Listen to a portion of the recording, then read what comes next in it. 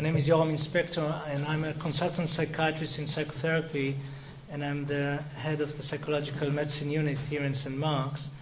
I will start speaking a bit about our unit and then speak a bit about psychological aspects of inflammatory bowel disease.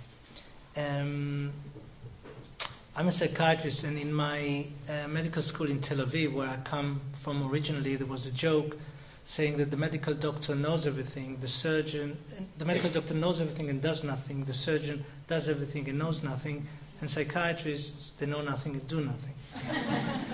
So we are a bit of strange creatures. We partly shamans, we're partly mysterious because we deal with the psyche, and we don't have knives and we don't have a lot of medicines to help. So I'll tell you what I think we are actually doing, and I'll start with a story that is actually an experiment that was done with mice. And surprisingly or not surprisingly, we share 90% of our genes with mice. It's quite close relatives. 99% with the chimpanzee. So they took a mouse, put him in a cage, closed the door, and gave the mouse an electrical shock that was disturbing but not dangerous. The door of the cage was open. The mouse escaped. Nothing happened to him. Then they took the mouse, put him in a cage, closed the door, gave him the electrical shock. He was caged. He received the shock. He was alone. And this mouse started to become ill. He lost his fur, and at some point he even developed a peptic ulcer and started to vomit blood and bleed. Then the third part of the experiment was that they took two mice, put both of them in a cage, gave both of them the electrical shock. They were caged, they received the shock, but they were not alone. And nothing happened to them. So this is a fact. I see myself as a second mouse, basically. Getting with you into the electrical shocks of the inflammatory bowel disease. And I have within my team two other mice. So they're not here, so I hope they're not offended. One is Dr. Esther Serrano-Icus, who is a consultant clinical psychologist, and the other one is Megan Virtue, who is a consultant psychotherapist and a psychoanalyst. Unfortunately, we are quite a skeletal team. We hope to expand the team, and we give psychological services to the patients of St. Mark's. This is a bit of what we do. We assist towards living with an enduring illness, preparation for surgery, enhancing recovery following surgery, and we give all kinds of psychological therapies. Basically, the approach is holistic. We feel that we treat a person, not a disease. And these are part of the therapies we use. Talking and behavioral therapies include psychodynamic therapy, which is basically a therapy that addresses the person in a wider context, goes back to the childhood, to relationship of the person with his environment, parents. It also explores the relationship with the therapist as a kind of a laboratory to how a person copes in life. And basically it's about widening the repertoire by which we experience ourselves and others. There is a cognitive behavioral therapy that focuses more on current symptoms and what keeps the symptom going. Relaxation therapy, stress management, hypnotherapy, and we also use a therapy that is targeting post-traumatic stress symptoms. It's called eye movement desensitization reprogramming. I'll say maybe a bit about it later. Now a bit about psychological aspects of inflammatory bowel disease. This interesting phase is for me the proof that our ancient ancestors knew that there is a link between the head and the gut. This is the image of Humbaba, which is found in the most ancient story known to man, the Epic of Gilgamesh, that was found on stones. It's a story from 2,000 years before Christ, actually, and you can find it on stones at the British Museum, where you can find also this mask. And Humbaba was the guardian of the cedar forest, and he was also called the intestine god. And you see very clearly the intestine in his mouth, on his face. You can say that even all his face is one intestine. And I like the labyrinth-like nature of it, Because in a way the gut is a labyrinth and also the psyche is a labyrinth. And the expression we use on a daily basis, I'm gutted, I have butterflies in my stomach, I cannot stomach something, I cannot digest it, I'm shitting myself with fear. All that is actually a clear, intuitive knowledge that these things are connected, and they are. And they are connected through the autonomic nervous system, and through the hormonal system, and even through the immune system. To say something about disease, speak about inflammatory bowel disease, and I want to make a distinction between disease and illness. So the definition of disease is the changes in your body that the doctor identifies on examination with medical tests. It is the doctor's objective findings of changes that are common to all people with particular disease and which are described in medical textbooks. So disease is the objective part. Illness is your experience of being unwell. It describes your symptoms, your reactions to them, and what you can or cannot do. It is your personal, subjective experience. And in a way, this is the area that we in the psychological medicine unit are dealing with. How do you experience your illness, and whether there are different ways to experience it that will actually make your life better. Disease and illness not always go together. It is possible to have a disease such as cancer without feeling ill at all, and many people feel ill even though doctors can find no disease. I actually am a typical example of someone who suffers from men's flu. When I have a flu, I feel extremely ill. You can ask my wife about it. And well, this is very important. People with the very same disease typically suffer very different degrees of illness. So although people have inflammatory bowel disease, we put it aside and we try to address the unique person and how he or she experiences the disease. This is another image that shows the link between the head and the body and the gut. There's a famous picture of Michelangelo in the Sixtine Chapel, and if you can see, it has a very striking resemblance to the human brain. And actually, Michelangelo did a lot of surgery on bodies, and obviously you, his anatomy very well, I think, meant it. That actually what God gives Adam, who is alive here, is not just life. He gives him consciousness. Yeah? And in a way we are dealing with how our mind-brain addresses what happens in the body. And obviously it's a two-way pathway. Things that happen to the gut affect our mind, and what happens in our mind might affect the gut. And what is very important for me to highlight to patients who come to the unit is it's not in your mind. People are often blamed for having psychosomatic illnesses, and I actually quite reluctant that the term psychosomatic is used as if it's something airy-fairy. We are psychosomatic creatures. You know, things are connected, and it's one unit. When we go through a journey of an enduring illness, we go through these 4 stages that the psychiatrist Elizabeth Kubler-Ross defined. We go through denial, bargaining, anger, depression, and acceptance. So first of all, we don't have it. Secondly, if we do that, maybe it will become better. Then anger, why me? Why just now? Then we go through depression, and then hopefully we reach acceptance, and then, okay, what we're going to do with it. But it's important for me to highlight that all these things are normal reactions to an abnormal situation. I recently sat with a patient just yesterday who said, I was always a very positive person, and he had an operation with a permanent stoma. And he said to me, I'm really ashamed of all my negativity.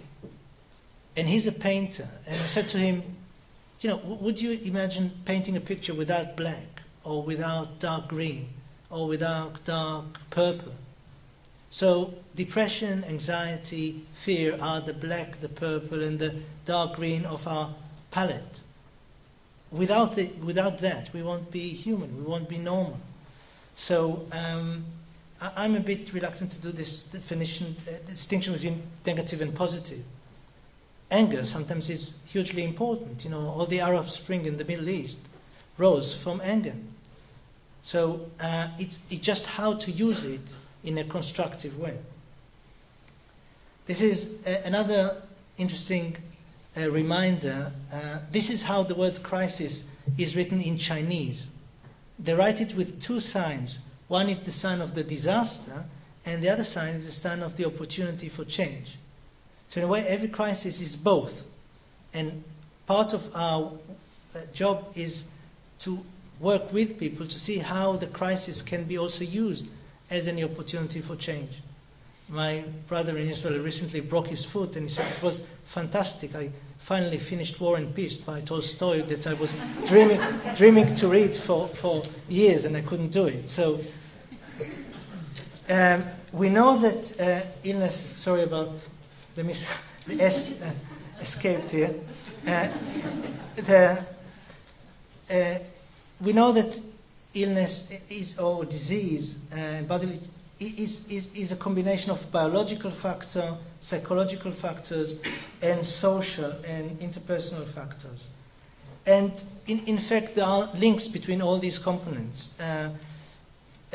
Biological factors affect our mood affects the biology, the psychology affects what happens to us in our environment. The environment can affect the biological factors. So it's one circle, and it's important to address all of them if we want to treat someone holistically.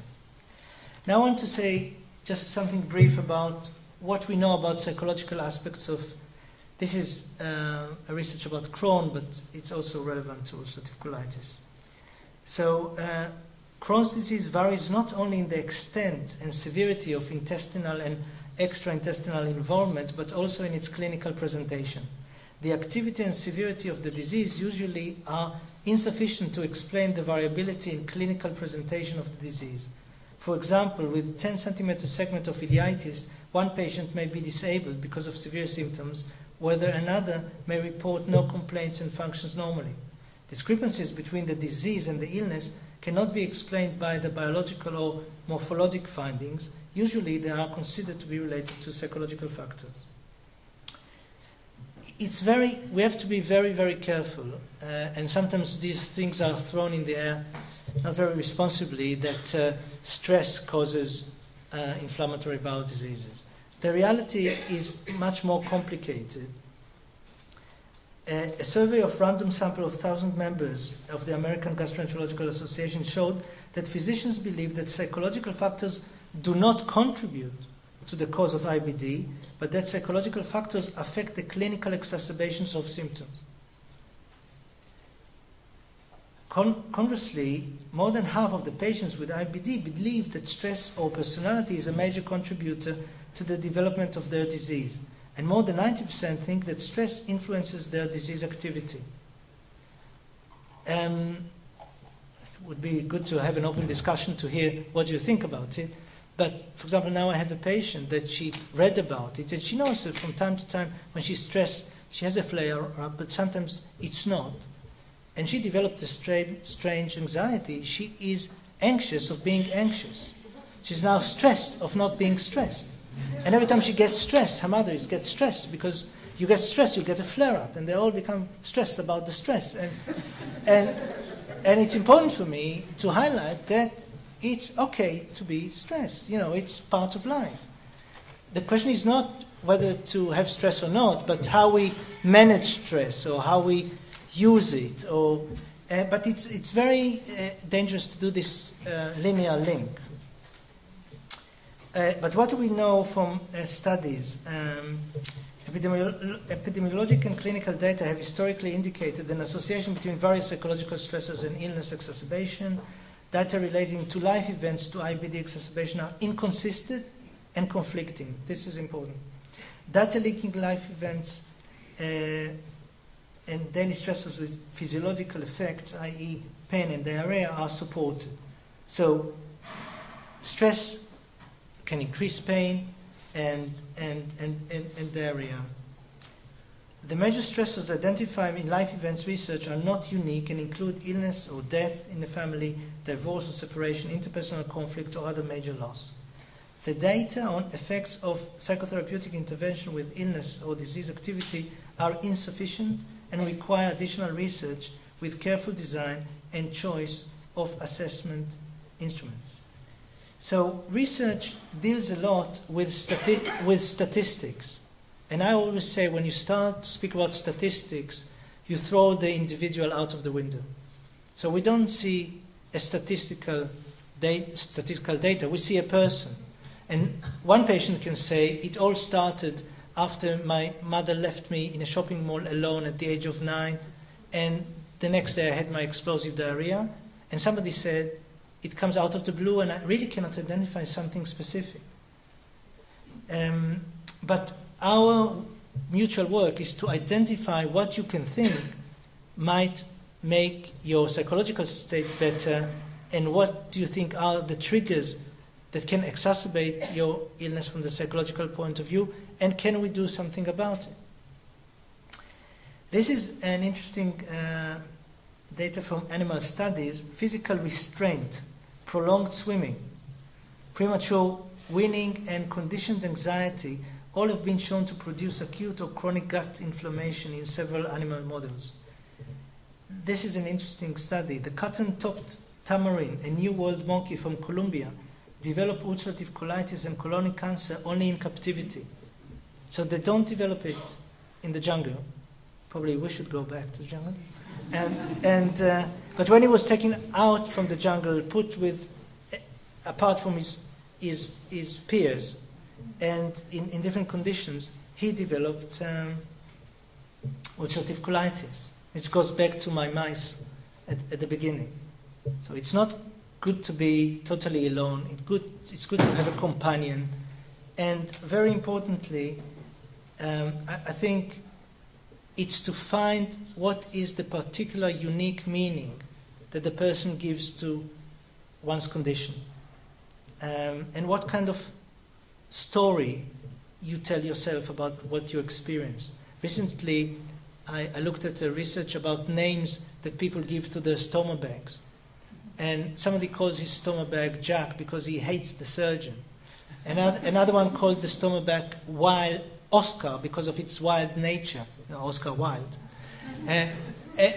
Another one that I actually met called her stomach Lucy because it's loose and UC are the aberrations of ulcerative colitis. And another one presented the stoma bag as a new member to the family because it speaks a lot during the meals. So, but you can clearly see that the one who calls the stoma bag Jack and hates Jack would be more troubled by it. Okay?